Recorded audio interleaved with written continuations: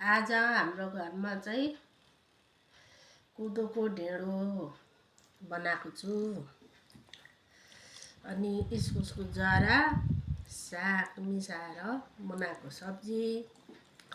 यो भयो mushroom organic खाना अर्ग्यानिक खाना है अर्ग्यानिक खाना हो हाम्रो स्वामीज्यूलाई चाहिँ यहाँ जौलो र ढेँडो पनि चाख्नुहुन्छ अरे कि अनि दुई थरीको भात छ यहाँ म चाहिँ ढेँडो मात्रै लिँदैछ है हजुर ढेँडोमा के हालेको त धानको चामल थोरै हालेर फकाएँ अनि त्यो फकाएपछि हातले मिचेर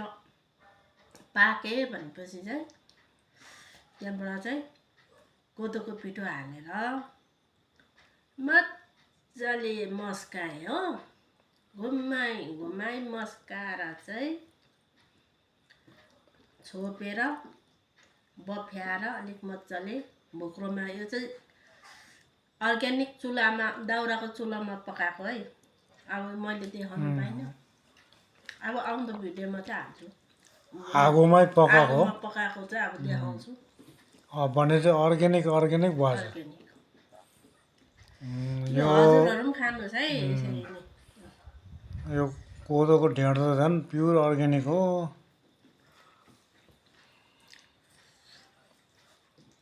हजुरहरूलाई कस्तो लाग्छ हौ यो यस्तो खाना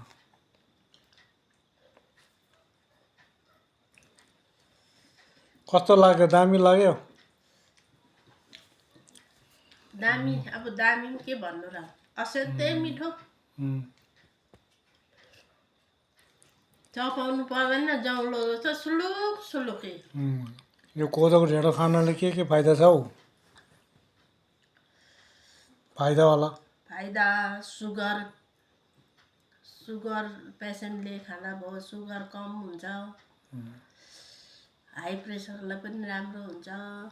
यो सबै जति पनि हाम्रो पेटमा भएको रोगहरू नर्मल गर्छ लाग्दैन हामी त उहिलेदेखि यस्तो खाएर हुर्केको मान्छे हो ए हामी त बुढाबुढी मात्रै छौँ के गर्नु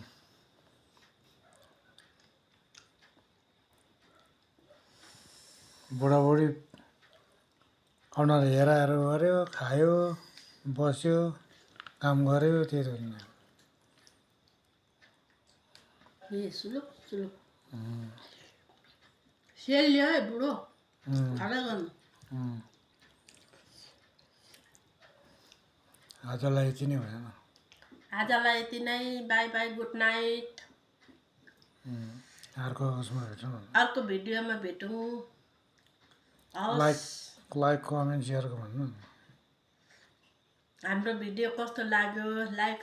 सेयर गरिदिनु होला मन पर्यो भने भन्नु अब तपाईँहरूलाई कस्तो लाग्यो होइन अर्को भिडियोमा भेटौँ ल हुन्छ ओके बाई